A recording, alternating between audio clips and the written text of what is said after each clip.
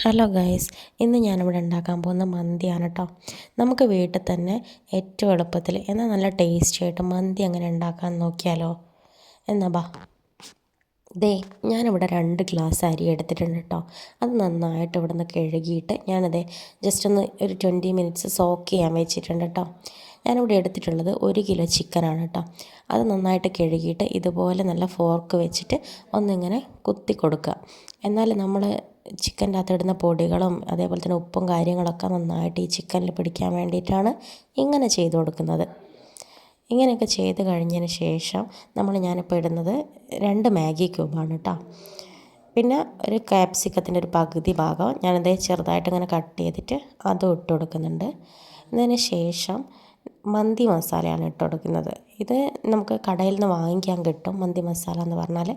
അല്ലെങ്കിൽ നമുക്ക് വീട്ടിൽ തന്നെ ഉണ്ടാക്കിയെടുക്കാനും പറ്റും കേട്ടോ. അതൊരു 2.5 സ്പൂൺ ഞാൻ ഇട്ടിട്ടുണ്ട്. 1 സ്പൂണ് ചിക്കൻ മസാല ഇട്ട് കൊടുക്കുന്നുണ്ട്.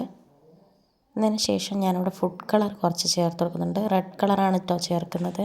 നിങ്ങൾക്ക് അത് ഓപ്ഷനിലാണ്, വേണമെങ്കിൽ ചേർത്താൽ മതി. ഞാനിവിടെ കുറച്ച് ഇട്ട് കൊടുക്കുന്നുണ്ട്. കുറച്ച് ഫുഡ് കളർ, വളരെ കുറച്ച് മാത്രം ഇടാവോ, അതിട്ട് കൊടുക്കുന്നുണ്ട്. ഞാനിപ്പോൾ ഇവിടെ വീഡിയോ എടുക്കുന്നുണ്ടാണ് കേട്ടോ കുറച്ച് ഫുഡ് കളർ ആഡ് ചെയ്ത് കൊടുക്കുന്നത്. അല്ലാതെ ഞാൻ ചേർത്ത് കൊടുക്കാറില്ല. എന്താണെന്ന് വെച്ചാൽ ചിക്കൻ പൊരിച്ച് കഴിഞ്ഞാൽ കുറച്ചൊരു കളറ് കിട്ടാൻ വേണ്ടിയിട്ട്. പിന്നെ എൻ്റെ ഒരു കൈപ്പിടി അളവിൽ മല്ലിയില ചേർക്കുന്നുണ്ട്.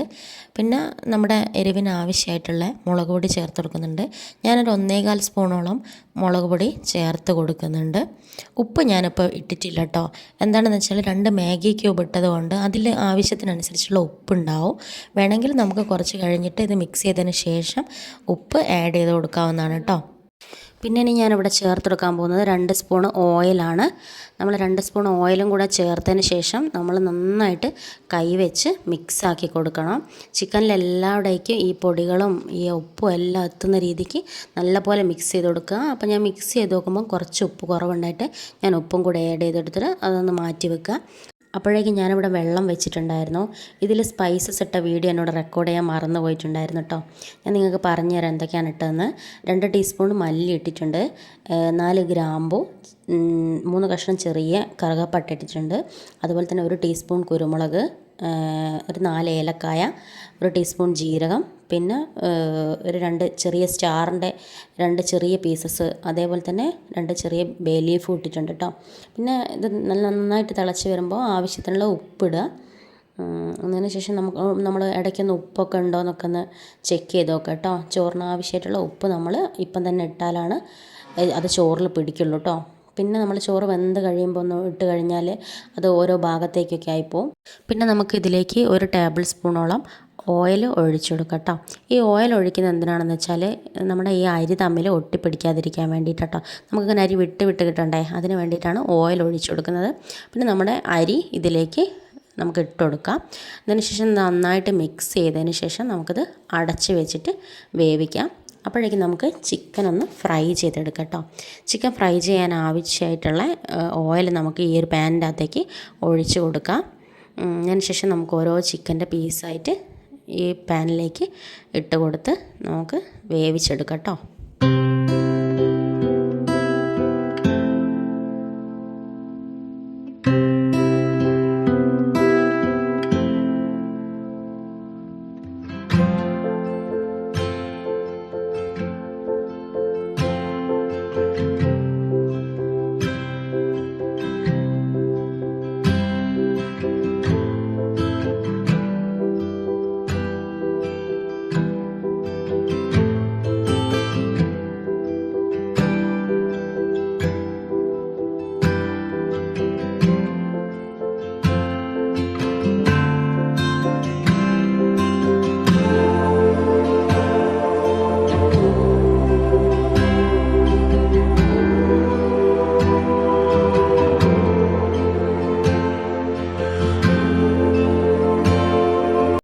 അപ്പോഴേക്കിതേ നമ്മുടെ ചിക്കനൊക്കെ ഇവിടെ നല്ലപോലെ സെറ്റായിട്ട് വന്നിട്ടുണ്ട്.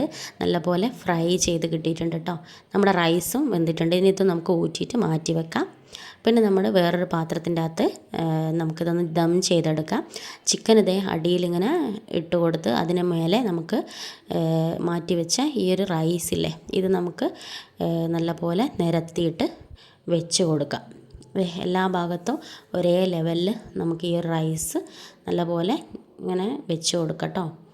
എന്നതിന് ശേഷം ഇതിൻ്റെ മുകളിൽ ഇനിയും കുറച്ച് പണിയുണ്ട്. കുറച്ച് ഫുഡ് കളറ് നമുക്ക് ആഡ് ചെയ്ത് കൊടുക്കാം. വേണ്ടവർക്ക് മാത്രം ആഡ് ചെയ്യുക, അത് ഓപ്ഷനിലാണ്. ഞാൻ കുറച്ച് ഭംഗിക്ക് വേണ്ടിയിട്ട് മാത്രം റെഡ് ഫുഡ് കളർ ആഡ് ചെയ്ത് കൊടുക്കുന്നതെന്നുള്ളൂ കേട്ടോ. പിന്നെ കുറച്ച് മഞ്ഞൾപ്പൊടി കുറച്ച് ചൂടുവെള്ളത്തിൻ്റെ അകത്ത് കലക്കിയിട്ട് അതും ഞാനത് ഇവിടെ ഒഴിച്ച് കൊടുക്കുന്നുണ്ട്. അടുത്തതായിട്ട് ഞാൻ കുറച്ച് നമ്മൾ ചിക്കൻ പൊരിച്ച് വെച്ച് ആ ഒരു ഓയിലില്ലേ, അതിൻ്റെ ബാക്കി ഞാൻ കുറച്ച് എടുത്ത് വെച്ചിട്ടുണ്ടായിരുന്നു. അതും കൂടെ ഇതിൻ്റെ മേലോട്ടേക്ക് കുറച്ച് ഒഴിച്ച് കൊടുക്കുന്നുണ്ട് കേട്ടോ. അതും കൂടി ഇടുമ്പോൾ നല്ലൊരു മന്തീൻ്റെ ആ ഒരു ഫ്ലേവറും കാര്യങ്ങളൊക്കെ ഇതിലേക്ക് നല്ലോണം ഇറങ്ങിച്ചെല്ലുമല്ലോ. അങ്ങനെ അത് ഒഴിച്ച് കൊടുക്കുന്നുണ്ട്. പിന്നെ ഞാൻ കുറച്ച് ചാർക്കോളിന് വേണ്ടിയിട്ട് ഞാനിവിടെ കുറച്ച് ചിരട്ട കത്തിച്ചിട്ട് അതിൻ്റെ കനലാണ് കേട്ടോ എടുക്കുന്നത്. അതൊരു പാത്രത്തിൻ്റെ അകത്താക്കിയിട്ട് ഇതേപോലെ വെച്ച് കൊടുക്കുന്നുണ്ട് കേട്ടോ. നല്ല പോലെ അമർത്തിയിട്ട് വെച്ച് കൊടുക്കുന്നുണ്ട്. എന്നതിന് ശേഷം ഞാനിത് കുറച്ച് ഒരു 3 പച്ചമുളക് എടുത്തിട്ട് ചോറിൻ്റെ അകത്തേക്ക് നല്ലപോലെ കുത്തി ഇറക്കിയിട്ട് വെച്ച് കൊടുക്കുന്നുണ്ട് കേട്ടോ. പിന്നെ ഈ ഒരു സ്മോക്ക് വരാൻ വേണ്ടിയിട്ട് കുറച്ച് ഓയിൽ ആ ഒരു കനലുമ്മലേക്ക് ഒഴിച്ച് കൊടുത്തതിന് ശേഷം നല്ലപോലെ അടച്ച് വെച്ച് കൊടുക്കുന്നുണ്ട് കേട്ടോ. നിങ്ങൾക്ക് വേണമെങ്കിൽ ഇതിൻ്റെ മുകളിലൊരു വെയിറ്റ് എടുത്ത് വെക്കാം, ആ ഒരു സ്മോക്കിൻ്റെത് തീരെ പുറത്തേക്ക് പോകാതിരിക്കാൻ. എൻ്റെത് കുറച്ചൊക്കെ പുറത്തേക്ക് പോകുന്നുണ്ടായിരുന്നു. നമ്മളത് ഫൈനലി ഒരു 10-15 മിനിറ്റിന് ശേഷം ഇതൊക്കെ ഓപ്പൺ ചെയ്ത് നോക്കുമ്പോൾ നല്ലപോലെ സെറ്റായിട്ട് വന്നിട്ടുണ്ട് കേട്ടോ. അങ്ങനെ നമ്മുടെ മന്തി ഇവിടെ റെഡിയായി കിട്ടിയിട്ടുണ്ട് കേട്ടോ. ഇതിന് നമുക്കൊരു പാത്രത്തിൻ്റെ അകത്തേക്ക് മാറ്റി കൊടുക്കാം കേട്ടോ.